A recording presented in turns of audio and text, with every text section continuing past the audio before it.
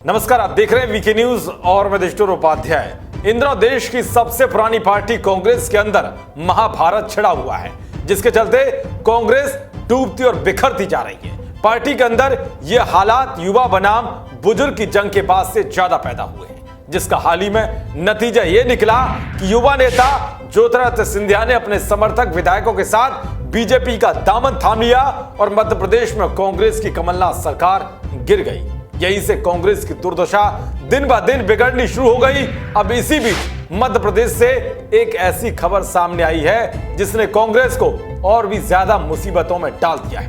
दरअसल मध्य प्रदेश में 27 विधानसभा सीटों पर उपचुनाव होना है।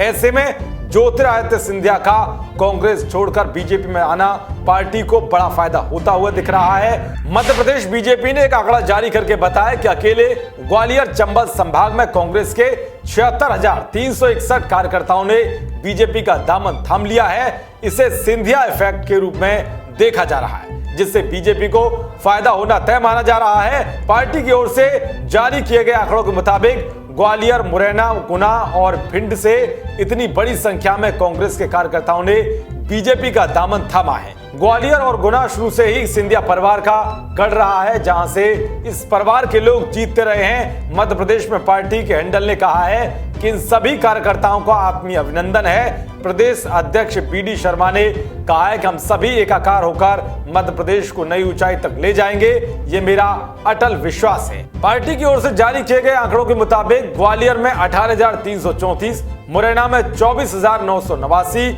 गुना में 19,563 और भिंड में 13,475 कांग्रेस के कार्यकर्ताओं ने बीजेपी का दामन थामा है, जो मध्य प्रदेश की सियासत में एक बड़े बदलाव की ओर इशारा कर रहा है। सबसे बड़ी बात तो यह है कि आंकड़े केवल 3 दिन के हैं, जब पार्टी ने मेगा सदस्यता अभियान चलाया है। ग्वालियर में 22 अगस्त से जारी मेगा सदस्यता अभियान के लिए मुख्यमंत्री शिवराज सिंह चौहान, राज्यसभा सांसद ज्योतिरादित्य सिंधिया और केंद्रीय मंत्री नरेंद्र सिंह तोमर सहित कई नेताओं ने प्रचार अभियान के लिए डेरा डाला हुआ था।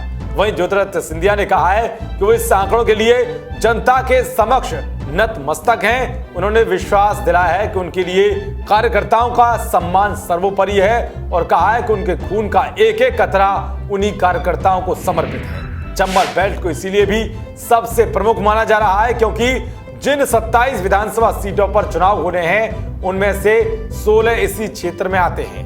इन चुनावों पर सीएम शिवराज का राजनीतिक भविष्य टिका हुआ है। उधर कमलनाथ भी अपना रंग बदलते हुए वोटरों को लुभाने के लिए भगवान राम और हनुमान जी का गुणगान करते हुए नजर आ रहे हैं। बताया जा रहा है कि बीजेपी ने जानबूझकर ज्योतिरादित्य सिंधिया के गढ़ में मेगा सदस्यता अभियान चलाया है, ताकि कांग्रेस पार्टी पर चुनाव से ऐन पहले मानसिक दबाव बनाया जा सके। साथ ही अगले विधानसभा चुनाव में भी पार्टी इसका पूरा फायदा उठाना चाहेगी। इसीलिए आयोजन कर करके कांग्रेस के सदस्यों को भूतपूर्व कांग्रेसी बनाया जा रहा है और उन्हें भाजपा में तब्दील किया जा रहा है। सिंधिया के साथ आए विधायकों का भी इसके लिए सहारा लिया गया है। ये सब देखकर राज्य की विपक्षी पार्टी कांग्रेस तिलमिला रही है और बीजेपी के इन आंकड़ों को फर्जी करार दे रही है।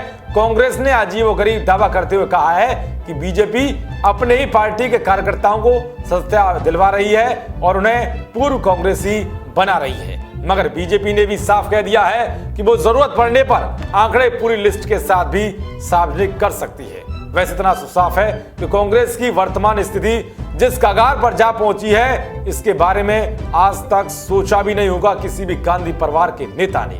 देश और दुनिया की तमाम खबरों को पाने के लिए देखते रहिए वीके न्यूज। नमस्कार।